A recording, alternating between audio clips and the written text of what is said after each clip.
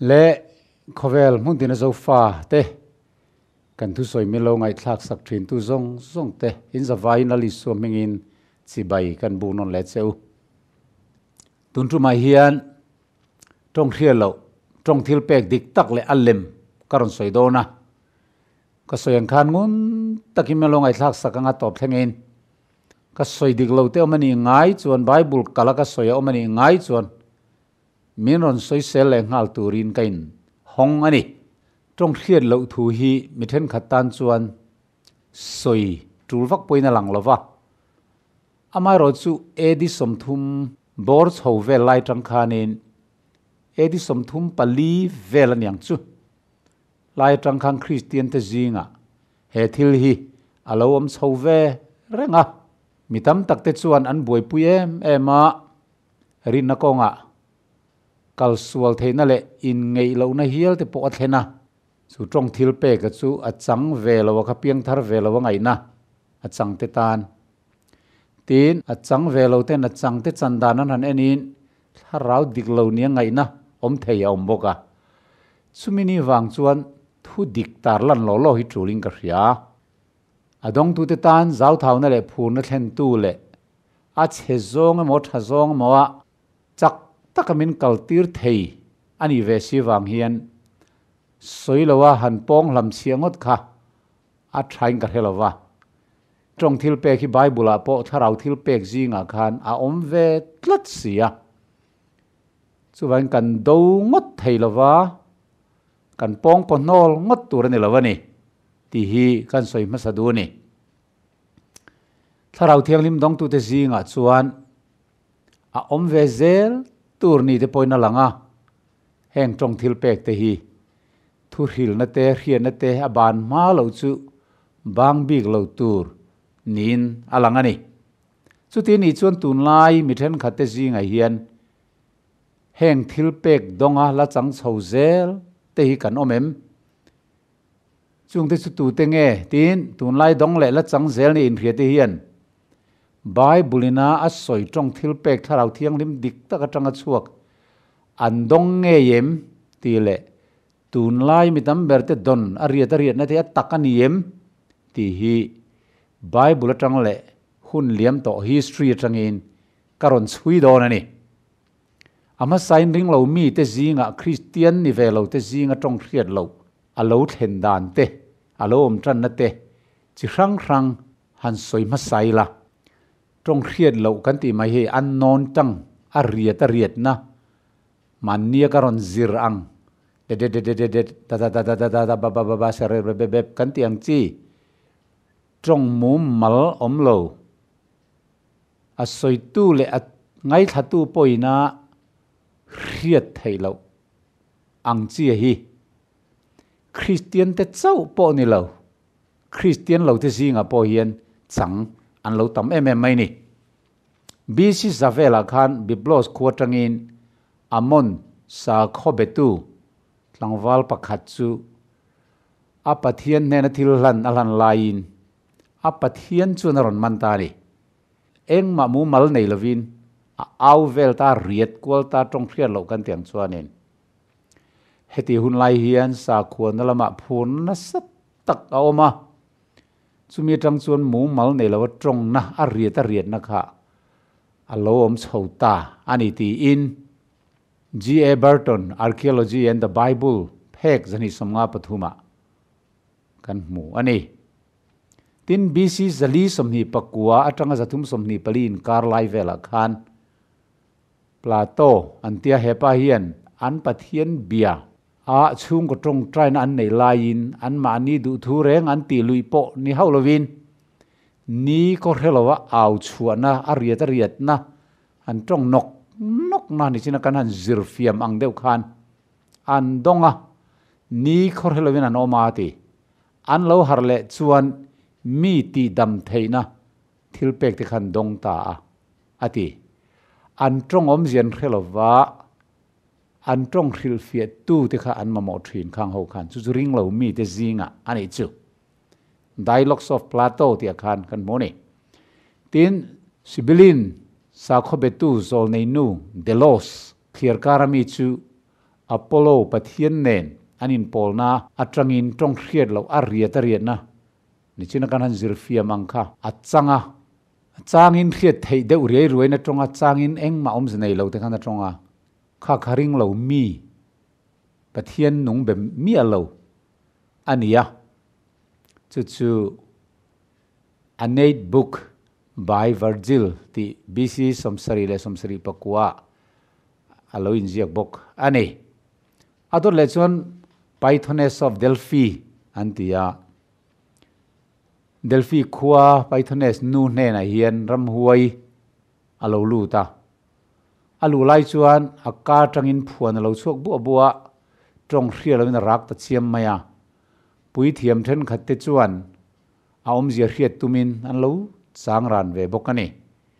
ama trong hema pon om zia hrialova abulami te pon an hri chuang lo chu John Chrysostom Church Father chuan alo soyani Persia rama Muslim ho zinga po trong hrialova riat na hi a om ve a ala tian soilai khan khurnai naron mana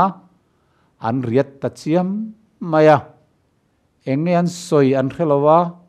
midang poin om zen hre chuang lo ne tin Greenland rama Eskimo ho zinga anin khom na khuang te vuain an lama chuta an hruai tu chu an ga kok ania thole khata tlang wal pakhat Krisuka chuni khorhelovina oma nula pakhat iwalu nen tong hrialovin an tong ta a Eskimo tong chuni lo top maya a om ziala kan rek lo tong hriat lo riat na hi om tak takani chu ka hriat chu ni chu maletin Peter Frozen chuan Arctic Adventure ti akhan alo soi ani tin Tibet le China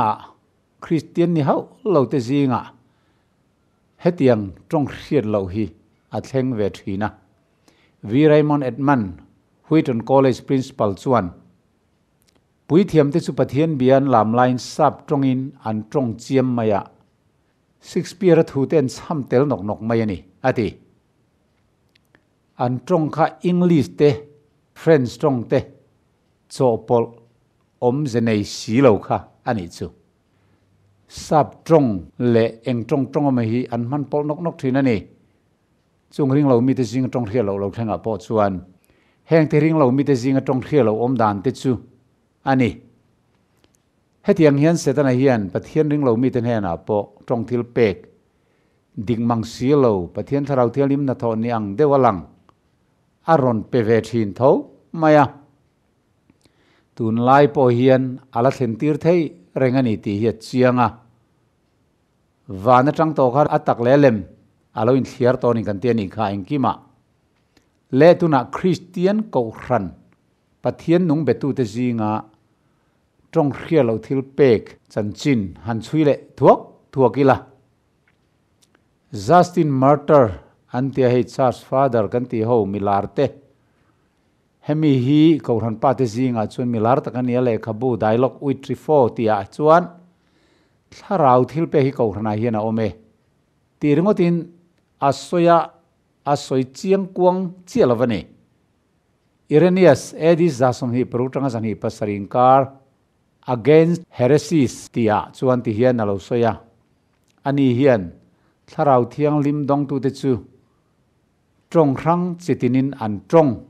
ti hilo soi veni chu Christian te zinga tharau thiang lim dong tu te trong rang an trong alo soi veni chu Eusebius sa edis zasom ni parukatanga zasom riat in karlai mi hepa hian Montana sa tun nai lo ka piang thar hoten phurna le limna zaw thawna na satak anneya trong mu mal nei lovin an tronga ti chuan ko ran ti dan thin ang takin thu puan na ten neya tharau diglova mi te ti khatin mu mal nei lo takin an rak thina hurna le mi pat mai chiat na lama in sum theilo na te an ti chuak thin tin alo soi ve thung ani tertuliana lar le ediza somruk parukutanga zani somnin kar lai velami ani po hian ko rana tharau thil pek ala om atia meche pakhat in lar na muwa van tir ko le pathian te nena in bethin ti dam theina po neia tin alo ziak veni origina ediza somriat panga tanga zani somnga pali lai velami ani ve thunga ani ve thung chuan tharau thil pek chu isuan ronga boltir atang khana renga amai ro chu lo nep ta tu na chuan tlem te chau mu theina tin alo soi satlia ve maya naisin nu le middle ages anti hun lai hol edi zathum som pakhat tanga zarukin kar lai vela pakhomias antia hepa hian to benia thlir kara mong pui thiam pola muchua ka to benia khuwa hi nai lui kamo mania pakhomias hi lung pui chunga kum som panga athu antiani tharaun changsang om hle mai tong rialo thil pek adonga thil makti theina te nein nail lui te chu olle chunga chuangin du duina kalkai thin ti in philip char fachuan alo soi ani chrysostom edis athum somli panga zali pasari hepa hian korin bung som pani thui khilfia hare mema achan chu henga tharau thil pek te hi a om to lo wangani tin alo soi ani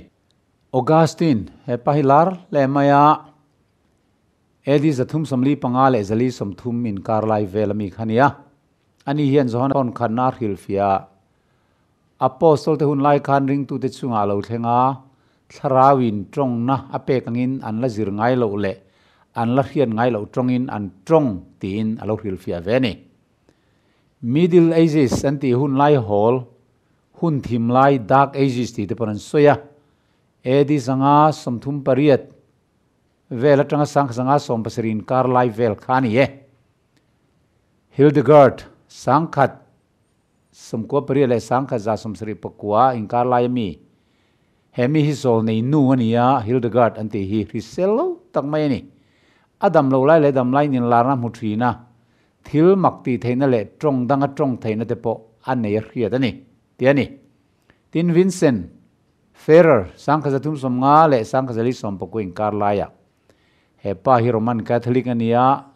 Dominican monk ania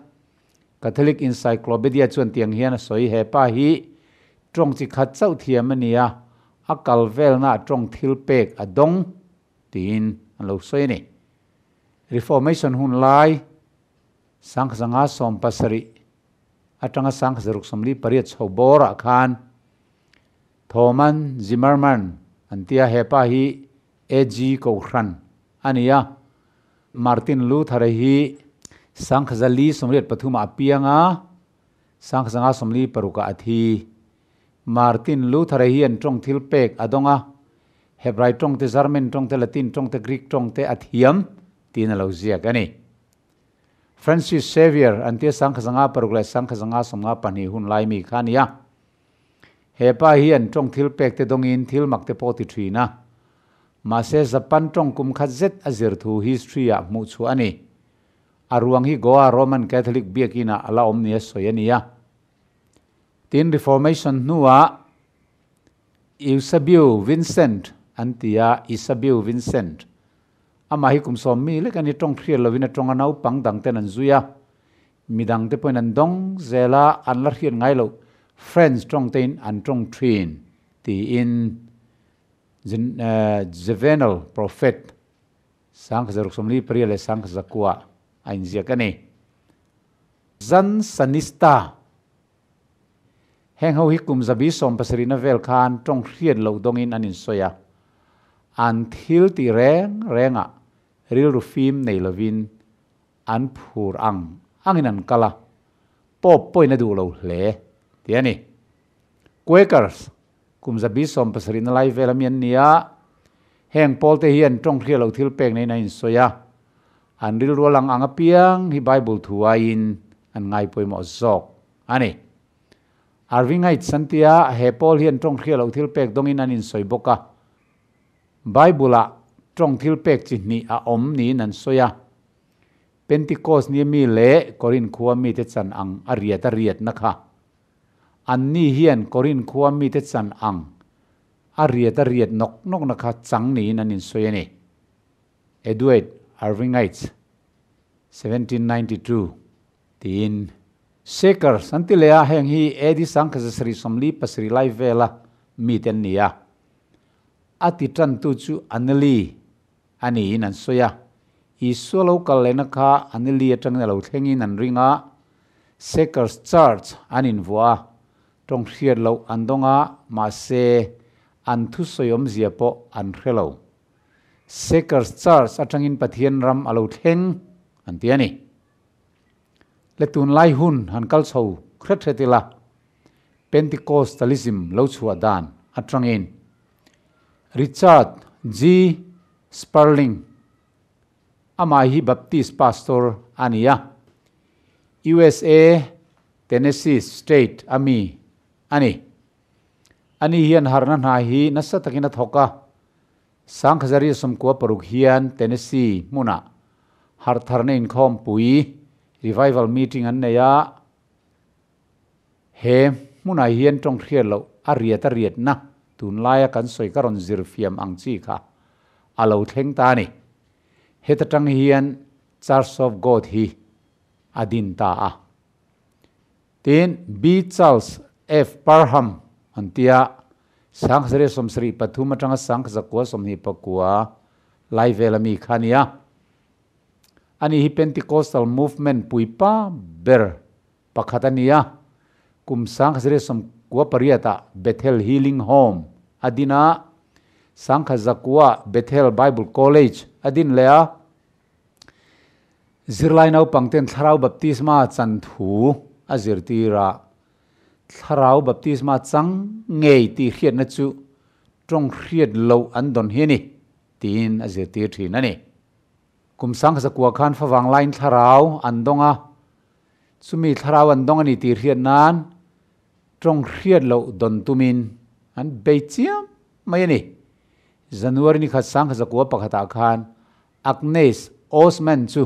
tong hriat lovin a tong ta hemi hi tong hriat lo dong masa ber chu nilova amai ro chu tharawa tong na tong hriat lo don tuma zona zong tu le be tu te zinga tong hriat lo tong masa ber ni in record ania tun lai Pentecostal movement lo in tan chho zel na chu hetatang hian alo ni ta nia soyani kumsang zakwa panga khan Parham chuan Texas sa Houston muna Bible School adina WJ Seymour hi nekro thurhil tu nia sangkhazakwa paruk April nikwa khan Los Angeles muna thuwa soina mi passari in tharau changin tong hriat lovin thuan soitani tichuan 312V Azusa Street WJ Seymour chuan kumthum zet thua soya mi rang ten in larnan muwa chu ta tang chuan Azusa Street missionary te an lo chuak ta hialani chu ta tang chuan Pentecostal movement hi lo lar tana tunai hian athang chak ber an hialome tunai hian khovel ram ranga an lo om ta a AG Assembly of God ti anni eng Pentecostal movement Pentecost ko khran kan ti hawa hi chu tia tong hriat lo an man na chu Protestant zawngten andu talavani kum sang sa kwa samruk April ni somthuma tangin Protestant na kha tong andu lo em mai kha tong thil pek kha aron in zeblut tranta a pol rang somnga zet te khan anron pompui ta hiala sangkhazakwa somruk pasere tangkhan Roman Catholic point apom ve ta hialani ti chuan Roman Catholic te point an lo chang ve ta a heng te hi tong hriat lo ariat na ma sang huna tanga ring lo mi te zinga le Christian te zinga tun lai hun thlenga aron om chho zel dan tlang pui history tanga kan han chui theite annia a om lo ti rual anilova a om ngeya an chang ngei bokani amai ro chu Bible a tong thil pek soina nen hian a inang rengem adik rengem te ro chu kan chui fia atur ta ni tuna Bible thu trangin in lo chui tran ve tiang o trong hriat lo Bible soi dan in chui tran tiang thu thung thar Bible a trong hriat lo kan ti hi a trong bul taka chuan Greek trong in glossa an tia thu thung thar hian voi som nga panga vel zet glossa hi manania heng jing voi som panga hi lei hemi kan kachunga lei soinan man ania tin voi sari zet chu nam trong soina tan man ania tin trong thil pek soinan big liau voi som ni panga zet man ani boka marka bung som brukchang som pasria te tirko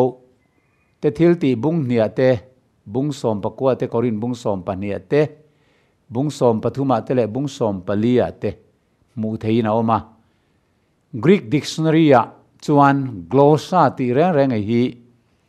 trong ti namaya niya hriat lo ti khom velovani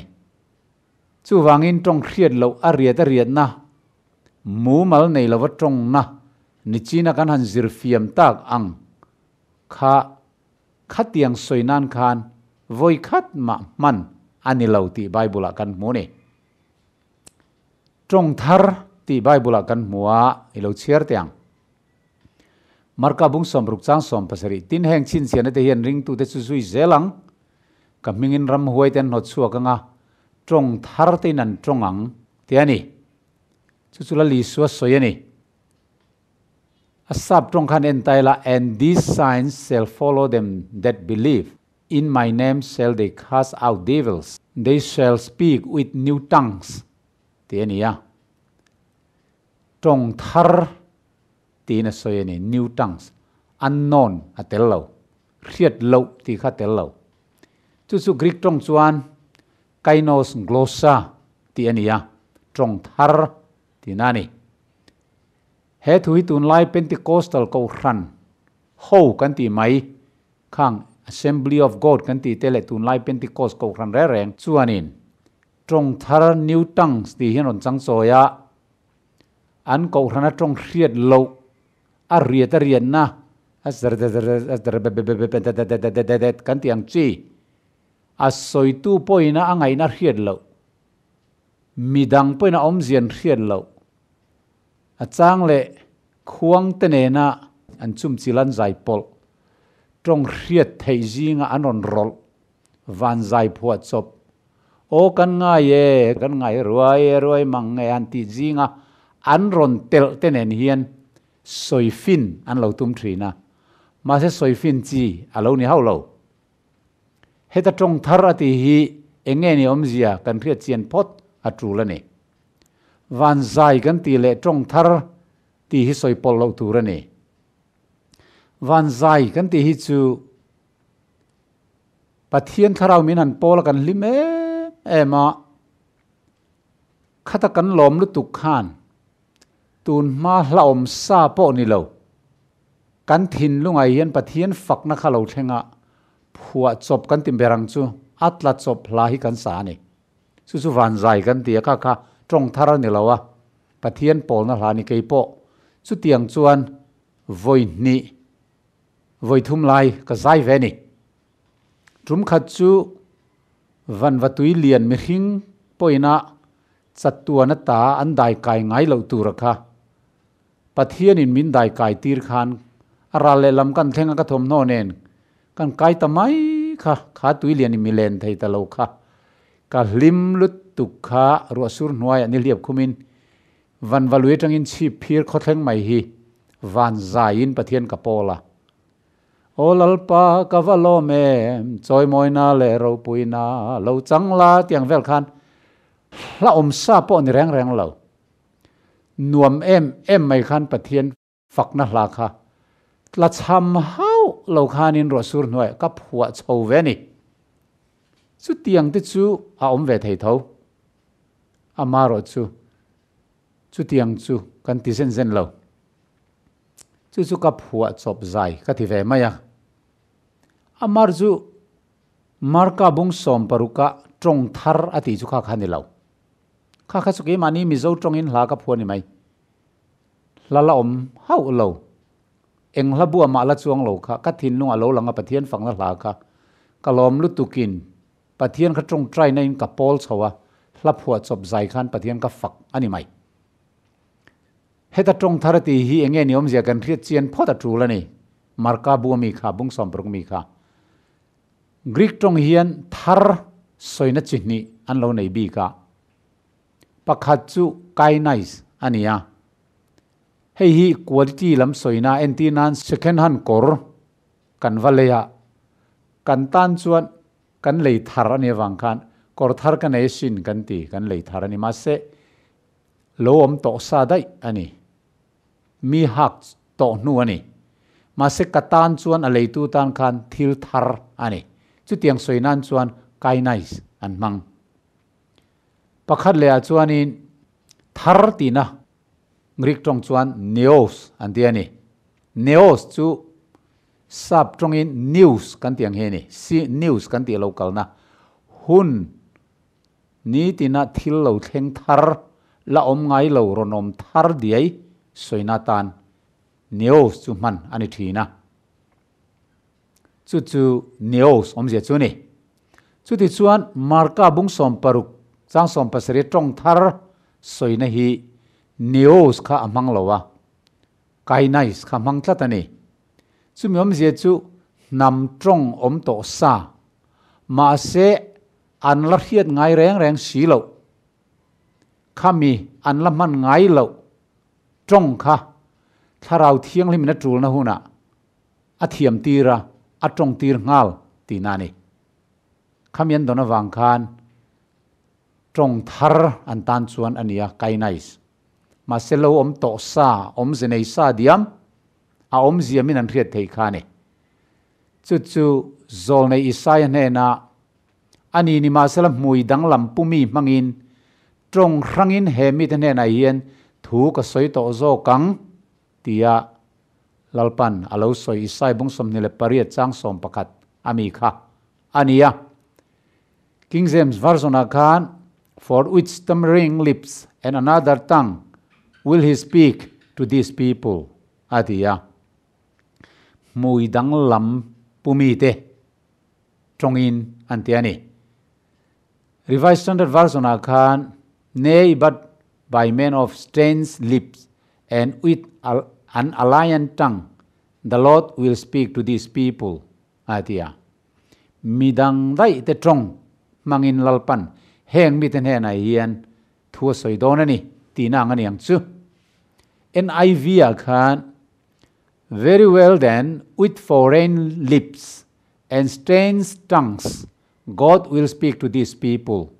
tina lo da ve thunga version dang te po hi ai nang lo te po om ve theya eng po ni se version thang nan soi dana chuan strange tongues foreign tongues nam dang tong soina ani ve kani korin bung som pali chang som ni pakhata ozemi te kain le ram dang mi te muin heng mi te muya hian thu ka soyang ati om zia pokha hei tho hi alo wala chua kani nam dang dai trong rang dai mangin tharawin a trong tir anga chu trong hriat lo trong thil pek an la hriat ngai lo trong ani anga chu ring lo te tan pathian ha tho ngei ti chin chiana ani dawna ni ti in korin thon khat bung som pali chang som ni pania polan asoyani chu van marka bung som paruk chang som pasaria isuan trong thar ati hi nam trong soina ne de ti khane lo he tiang trong hi khowela om ngai lo nam trong a hian tun lai mi lim in ti then khat ten om se nei lo le mu mal po nei lova an riat buai nuai na ring lo mi te pon an lo chan thin anga khachu bible trong thil pek ati hi ne lawani chu lo chang ve kan omani chuan adik lo chang khachu in lo puak ke le ringot mai dawna na in lo ti viau po ani theya amai ro chu adik kan soya na in tia adik lo kan soya na in ti ni chuan in chan ram kha dik lo tinani tharau thialim dik tak dong tu te zinga chuan tharau thianghlim dik tak chan chin han soila amen awan thatak em anti tharau thianghlim dik tak changa piang thar te zinga tharau dik lo na tho hi han soila amen hallelujah varo puyem anti theizel amai ro chu tharau dik lo dong tu te zinga chuan tharau dik lo chan chin hian soila an thinarim phat maya a chang ve lo ten a chang te don hi soi sel su anan ti khai thina ni ma ni chan lo ram hi soi tu ne lo tharau thianghlim soi chen niang anan ti phat mai thina an nun hi a ram khop maya do theina pon nei lova an thin hirim phat mai ani tharau thianghlim dik tak dong tu te ro kha chu eng ti point wa soi sela an tuar na lova an tan an tong trai saka lungan den lum don me upo khan Stefan te khan lalpan ni hingai dam ron thil tin khelawani tin an tong trai sak thei ni amai ro chu tong hriat lo thil pek dik lo changte an lo oma tharau dik lo changten lo oma ni chuan tharau dik lo na tho hi han soi tai la an thina lo rim em ma soi tu te nen lam hian mi vuak huk te mai hian nap thina ni chu ta tang chuan tharau dik lo chang le chang lo hi hriata ol khop mai Pentecost ni atong thil pek ilo en tiango tin Pentecost ni lo thenian an zain mun khata anom khom veka tin thole khatan wana tari thlipui tleng na lo thleng ta phuta tin chu chuan an thunna in chu ti khatta veka tin leite ma in sem darin meyangin an hne na loin larta tin an chunga achuang thewan zain tharau thiang limin an khatta veka tharawin atong tir angzelin trong dangin an lo trong ta a tir ko te thil ti bung ni chang kha chang lia kan muni NIV all of them were filled with the Holy Spirit and began to speak in other tongues as the Spirit enabled them atia trong dangin an trong ti mai ni trong khiat loin an trong ti hi Pentecost ni hian a om reng lo unknown hi om lo Kezevia khan and they were all filled with the Holy Ghost and began to speak with other tongues as the Spirit gave them utterance atia an zain tharau thiang limin an khata trong dangin thuan han soi tan ta tharau thiang limin thu soi theina apek angzelin trong dang nan trong ta ni atia ni helai Bible chang ai hian I suan alo soi lok to ang ngei khan trong thara thu hil na chu alo thleng ta ngei ni ti kan mu ni hei hi trong thil pek dik tak chu ni ta ni in lo chiar zom zel tiang tin churi chuan hriat vele mi puen ron in khoma mitinin an trong chu ma ni trong thewin an lo hriat awangin an ril ruin an lo buaya tin an za chuan an manganga makan ti hlea ente u henga trong te zawng hi Galilee rama mian ni lovem ni eng tin nge kan za kan trong pian puing kan hriat theu an tiani Pentecost ni trong thil pek trong thar lal panan pek a khachu an la hriat ngai mi lo adong tu te pon an la chan ngai lo an la hriat ngai lo trong khan anon trong ta a pathian thil ti ro pui khan han soi ta khalaya ngai thatu mi pui lo pung khom khan a om zian lo hret ta vek maya eng tin nge kan ti ta kang le ti nan sual zia te khan lo mu chuak ta hial ani khata khan peteran simulain sual ngai dam nan Isu Krista mengin baptisma sang theu ro tin hil ta ni kha chiar som zelang chang kwa then khat parthai namte medai namte alimetai namte kan ni then khat Mesopotamia rama omte Judai rama omte Kappadokia rama omte Ponto rama omte Asia rama omte Phrygia rama omte Pamphylia rama omte Aigupta rama omte Kurini khokkiang vela libua rama omte kan nia then khat rom khok hual Juda tele an saphun te nen kan nia then khat Crete clear karmi le Arab rama mi kan ni sia nima sela pathian thil ti ro puiten soi ma ni trong thewin kan hriat si hi antia tin an za chuan makan tilhe maya angai na an khelova heng hi eng ti ziang nge ni an intia then khatin an nui sana wain tharan rueni hi antia atiani Pentecost ni trong thil pek le tun lai kan chevela tharau trong hriat lo thil pek dong nia in soite chan hi ai nangem ti hi kan fiangam angai a dong tu te point in chan le Pentecost nia mi hi ai nangem ti hi fiangam ro hei thinura lak chi po ni lo tu ta ma ni lo pathian ta ni ke ni lo in huat phana na man ngai lo i chan kha pathian a chuak tharau dik tak thil pek tong aniem ti hi riat angai kan riat angai kan fiangam po ngai tong thil pek hi om nge ya nial rual ani lova amai ro chu helai kan cherang hian tharau dik tak atanga tong thil pek dik tak chu mu mal nei lo le om ze nei lo a om ve reng reng lo tong poriat na mai mai ni lo ti a chiang hle ni bible tang khan chu tin he kin ram rang rang atanga tong si rang rang te khan an ma ni tong ang hialin an hret he ni chu wangin khalai tong thil pek kha mak em maya tong thil pek dong tu te chau ni lo angai thatu te ne na po khan beng thil pek ka pe mai mi o ti mai tur khopani tong dang dang khan tharau na tong ti rang zel khan tong rang rang khan an tong thei ni ngei na lang ani a chan chu pathian thil ti ro pui te an soi kha an lo ria a sual sim tur hial khopinai mu chuak ani tun lai ke ni tong ve hi mi ten an sual an sim phana tur khopian in mu chuan an nei phana khopian pathian thu tak kan au chu puim nge ni kan leya min tong tir to ma kan on rak ve nok nok ringot mai kha kha adong tu te le adong lo te point bible ne na in milem ti kan fi angai kan chang thana khan zona thon khat bung li chang khata du tak te tharau na zawng ring su tharau te chu pathian lakami ni nge ni lo fiaro ati thla wangin tharau na zawng kha atama wang khan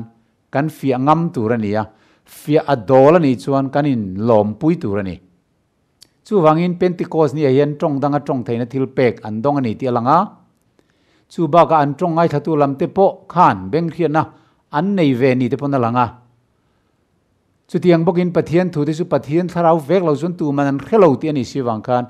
pathian thu an soi kha an lo re thiam ve tlat maya tharau thil pek engmo tak pol tu khan nei ve ni narin theiani Pentecost ni hi suana soilo anga tharau thil pek trong tharat thu soina masaber nin alanga ma se tun lai mithen khaten khuang te ne na an zai lam puyang chi nen hian mu mal nei lawan trong te nen hi chuan angai thatu le changtu pon riat lo khatiang nen kha chuan in anglo ni na lang ani chu wangin a soitu tur le ngai thatu tur ten an riat thei trong nge trong na ani tlat Pentecost ni mi kha chu korin bung som phani chang soma midang ne na thil makti theina pe kan midang ne na thurhil theina pe kan midang ne na tharau tu ria dik theina pe kan ya tin midang ne na trong si rang rang thu soi theina te pe kan ya midang ne na trong hriat lo te hil fia theina pe kan si a anti lai tak mai hi tam takin lavong le ta trong hriat lo te ti lai tak ka korin thon khat bung som phani chang som le som ni le paria ta polan trong hriat lo atia kha mizo trong mi kha glosa ti thau kha nia mizo tronga hriat lo sap tronga unknown tang tia da hi Greek tronga te chuan glosa ti mai kha nia hriat lo ti khom ve lo chu wangin New King James Version khaloen taila to another the working of miracles to another prophecy to another discerning of spirits to another different kinds of tongues to another the interpretation of tongues atia helaya tong hriat lo te tiaron soita kha different kinds of tongues ti in New King James sai hian da tong si rang rang a tong na ti mai ani Revised Standard Version a hian various kinds of tongues sati velia tong si rang rang a tong na tong rang rang a tong na ani Living Bible a khanin midang ne na ala zir ngai lo tong a tong theina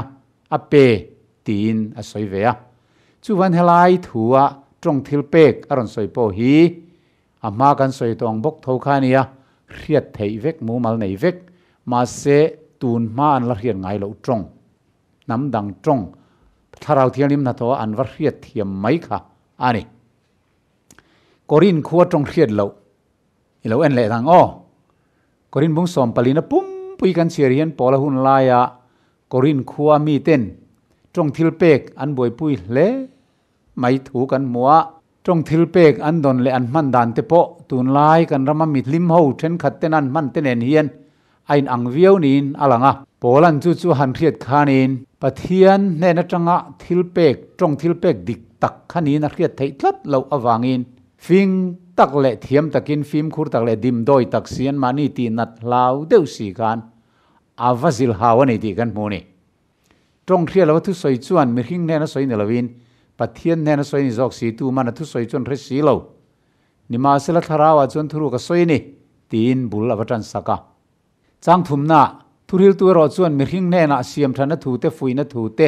thlamuan na thu te soi jok thin atia chang lina tong hriat lo thu soi chuan ma ni chawain siam tha thin thuril tu ro chuan ko ran ho siam tha jok thin an tia an tong hriat lo kha apai sak ngal thuai du lem lova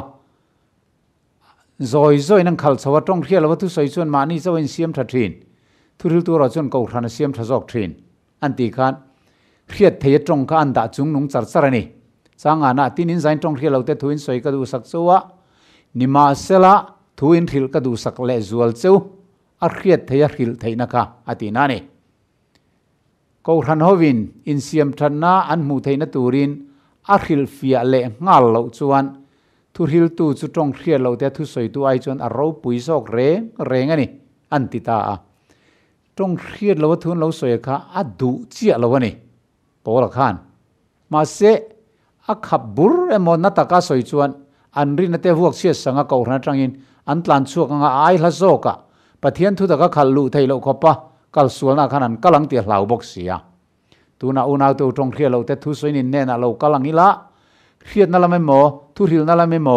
zirti na lam emo in ne na ka soi si lo chuan enge ka ti so na chu omang thil nung lo ri thei te po pheng long emo chungchang emo hi mu mal ne ya ri lo chuan eng hlangen tuma an kai eng tingen hriat thayang to toro thi mu mal ne lawarik chuan tu nge ral kap turin in buat sayang chu tiang bokin nang ni point lei hian tong hriat ola in soi lo chuan eng thu nge in soi eng tin ngen hriatang boru ka tong mai niang a sin khovela hian tong chi rang tam taka om niang e nima sela om se nei lo reng om si lo atong om zia ro chu ka hria si lo chuan ke hi a soi tu tan o zemi kanianga a soi tu po chu ka tan o zemi ani bokang thuril tu ro chuan mi hing ne na siam thana thu te fuina thu te thlamuan na thu te soi jok thin atia changli na tong hria lo thu soi chuan ma ni chawain siam tha thin thuril tu ro chuan ko ran ho siam tha jok thin ti in awa fui ta ni chu wangin a soi zel na phei chuan pole hian om zia le mu mal nei lova an lo riat buai na kha adem leya pheng long le ting tang te po mu mal nei lawan tum chuan eng hlangen sak kan hre thei lo to torot po mu mal nei lawan tum chuan ral kap turin rin ngai na om lo re reng chu tiang bokin nang ni point lei hian tong hriat ola in soi lo chuan boru ka tong mai mai ni e khovela tong chi rang tam tak oma om se nei lo re reng om hleinem ti in avazil hauta chu wangin mu mal nei lo le om se nei lo tong na le riat buaina a soi tu le ngai thatu poina an hriat lo hril fia pon hril fia thei lo ang chi hi bible tong thara thu soi theina tong thil pek a soi nen khan a in ang reng lo ani tong thil pek hi om lo ti rual ani lawa om nge ya amai ro chu pathian ne na mi ro chu adang lam a chiang bik a fia fel fai a buai velo om se ne yani engpo ni semin pathian ne na mi ngei tong thil pek a lo dong ani poin tong hriat lo ang te po kha a hril fia theina nei ngei turani ti a hril fia thei si lo chuan a hril fia theina a dilang atong trai turani te ti ani tina ma kan soi tong khan mizo tong bible tong hriat lo ti hi hriat lo unknown ti akha bel cha chopania greek bible a om lo kan ti kha herengila hetiang hian lo chiar tai la tir ko pola trong kha kan rit hiamin garinga mizo zinga mizo hlang zinga kan ani chuan mizo zinga friends trong a thu ka soi chuan khilfiana molelin na mo ka nei si lo chuan mi hing ne na soi ni lovin pathian ne na soi mai ka ni thuruk pathian ne na ka soi ni tu man ka thu soyom je in redon lo friends trong thiam lo khan pathian chawin a re thei ni tharawe ro chun pathian ne na thuruk ka soi ni friends trong in tina ni chu keini Greek trong ami ka mak khelo zinga hian Greek trong in pathian thu min han thil chiam mai sela lelin sake mo hil fia sake mo kan ni lo chuan a soitu tan ozemi kan nianga keini tan a soitu kha ozemi ani bokanga thil sor lo le tangkai lo anianga a soitu chun pathian ne na thuruk chu soi ani ma na angai thatu te ta na ro chun tangkai nom lo chu chu tir ko pola na soi fia tum dan chu ni korin khuwa mi te ne na hian chu tiang bokin hriat thei lo trong in lo trong try po ni la kan ril ru kan thin lung zong in kan trong try a ma se hriat na lama khan eng ma hlok na tangkai puina kan nei chuang lo ti hi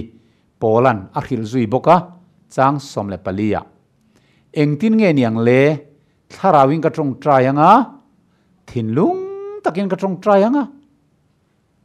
hriat theina hriat thiam theina in ka trong try bokang aron ti ta ni chu ti lo chuan tharawin mal som sakma la eng tin nge amen ati theyang I thu soi khelo puin nang zong in lom thui soi thatak zeta midang ro chu siam tha chuang si lo tin azil hau zui ta ne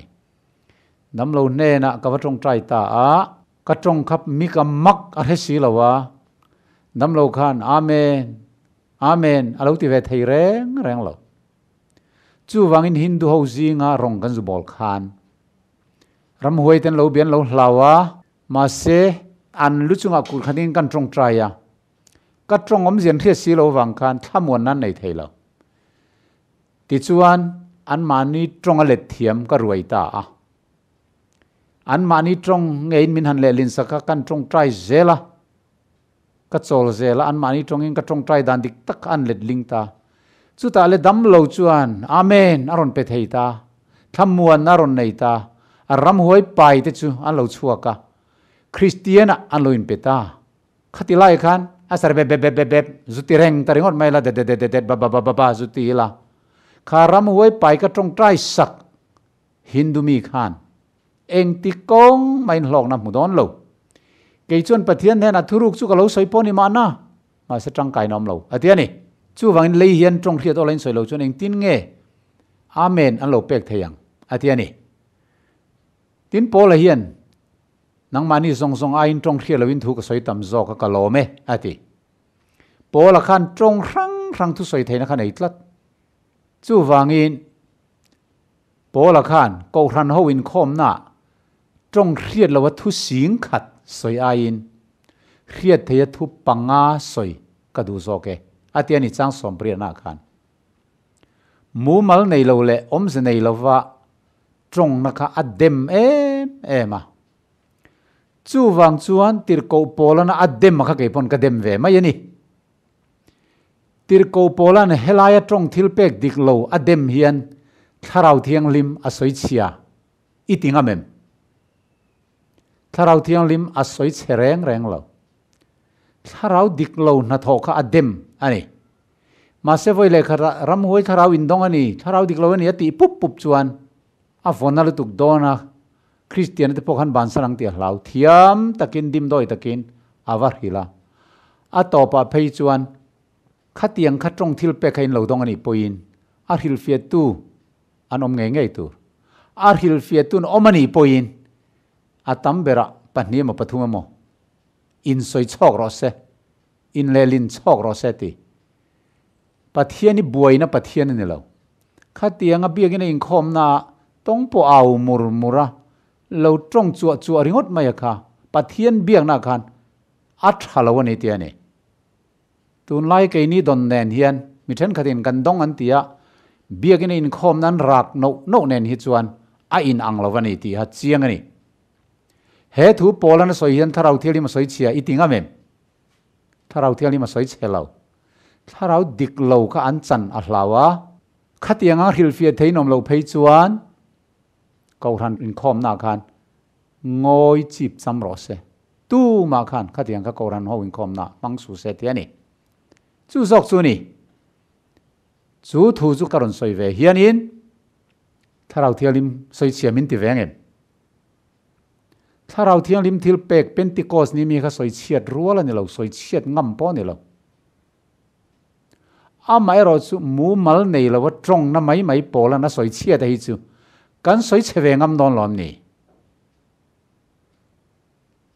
a to pa chon trong thil pek hi a om tho si wang khan tir ko pola khan a khap su ti leka trong khiat lo hi ring te tan chin chian an lo wa ring lo te tan ani ti le nga la khiat mia lo om ze nei lo trong hi chu angai sang lo ani om ze nei lo wa thu sing khat soi ai khan khiat theya thu panga soi kha adu zok ani chu male lalpa chu fakin om ro se hanti te kha a khiat thei ani uat nga lek po khalo ni se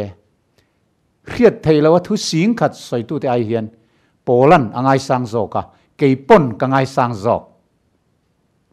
pathian tharau thiang lim soi chia min pu nga mem bible ami yang lo kan chan awang ringot te hian min pathian thu tak anon soi kha tharau soi chia tin kan lo te ngot don em yang bible ami ang chang na na chuan bible ami ang kan soi hian amen hallelujah tin lo lim ngei thin amai ro chu bible ami a soyang tak chang lo an ni chuan bible ami ang chia kan soi hian an lo na thina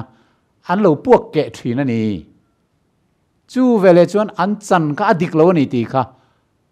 chiang lu tukin kan wa mu thei nga la chu chu a index kan ti chu ne zon ol na chu ni bible thu tak kan soya lim thei to lo chu bible kal tharawan chang ti na ni tharau thiang lim dik tak thil pek trong thil pek hi kan chang ani chuan a lim oma alom oma a sot bok ani kan ko rana po yen hetiang trong thil pek dong hi an om fo mai mi zong in kan dong lem lo ke poin ka dong lem lo wani hei foreign mun thang ranga ka kalkual ve a America te Canada te Australia ti te voyeng emosat ka kalnona sab ho zinga thu soya min som ve thina kawa han chak te lu lem trong thil pek don hi sab trong in thiam lo in I mean ti velin kan soi ve thina mi zo trong ka soi na lang hian ka soi thiam tak lo outline te kan siam sa te ya amma ero sulal pan mala so maka kalna pianga sab ho zinga sab trong thu ka soi na hian mitam tak an lo piang thar ve thin mi tuit la zoi nan sual na ten mu chuak ve thin eng wangin mo an khiat the ka soi wangin male midum te po anon in hlanan hallelujah ve tuara khiat mi aloin mi zo tong in su soi tai la chuan an tan ozemi ka nianga amen an pe thei don lo amar su tong thil pek ka dong ve lova an tan chuan kan sap tong kan thei pato pa kan soi ve akha kapu nangma tirsia omem tiang dewa vai hoi miron biang lek hi ani om mangai ka tithin ka sap tong ve te chu puitlin nu thiam lo zir ve mai kan nia ngai ruatin lunglen arhil che tiang lek ani ma se pathian tharau ne ti nun chuan khiat the thu panga lek kan soi khan lo pian thar pha ve mai ni chu ni tir ko pola chuan thu hil theina hi chak zok ro ti tun lai aro chuan trong khiat lo dong te kha tharau chang sang zok a kanin ngaya trong khiat lo chang ve lo kha chu tharau thial lim dong ve lo a hial kanin chhuwa ta mai te hi a le ling thak ani tun lai kan trong khiat lo a riat na a sare be ti anga kha chu chang mia lo ila a him zok ani ti hi hoisan takin ka soi duwa adong tu te point nol ngam te u heng mai hi chu a ai thazok don tur omalom pentecost ni miang kha cornelia te ina miang kha khatiang trong thil pek tharau thil pek dik tak ka chungtaina ka chu i cha kang u ke ni pong kan cha ka ni ma se apek big ten om a zira zir chua chi ni lova ti khan lo trong vela ka ti rualin lo ti vela lo rak vela I dong ve me yang tia in zir tir chi ni lo thil pek gift ani tlat tharau thil pek ani tharau na pek lo na khaile lo ti veru o ka ti rualin lo rak ru le khaile lo rak ro le tia in zir tira neih thei ani lo khatiang in zir tira neih thei kha chu thil pek ani lo zir chop ani keipo sap trong ka zir chopa thiam lovin sap ho zinga thu ka soi ve thina kol ram ka kalpun rengu na thu min soi tira kol trong ka thiam si lo wangin english ka soi ngai sap trong in kol trong an le mai kha thil pek ani ve lo sap trong ka soi kha ka zir chopa ka soi mai ni thiam lovin trong hriatloh thil pek hi a zira in zir tir chi ni lo ti ka soi du ni gift thil pek ani pathian tharau chau na pe thei a dong to ilo mani poin midang I pe chong thei lo an don ve thei na ni trong trai sak ani chuan chu ti thei sang ber ani amen chu wangin trong hriatloh ti te hi trong thil pek ti te hi a om zia kan hriat angai ani hriat theya kan trong chuan an sual na te kan var hila an ti diglo te kan var hil khan tharau thialimin na thoka nga oh sorry lo ni mo tin an lo sim pha don ani atiani chu tin lo war hriat thei lo kha tiang rak mai kha chuan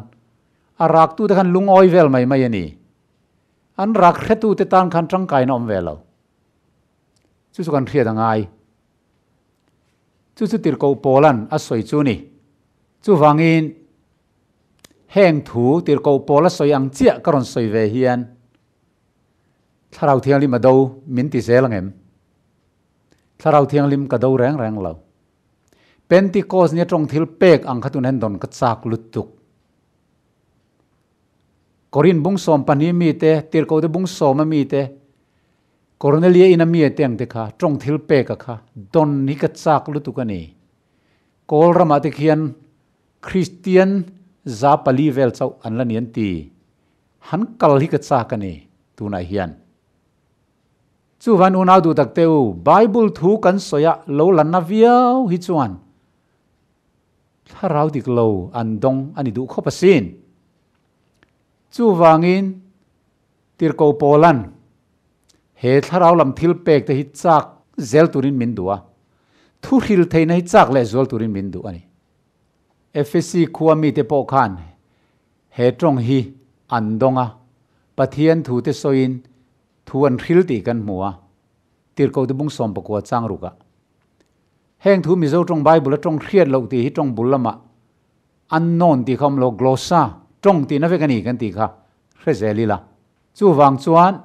unau du tak voi na hian tharau thiang lim hi kan do tur ni lawa do ngam po ni lawa arap thak satuan nun na hlo na ni amai ro chu tharau diklo na tho kan soya hi tharau thiang lim dowa in pu ngot hi a hlaom zok ani a pu tu te hen tharau diklo hi kan lo cho tak bol zok ang ti a hlaom tlat pathian ne na tanga chuak tharau dik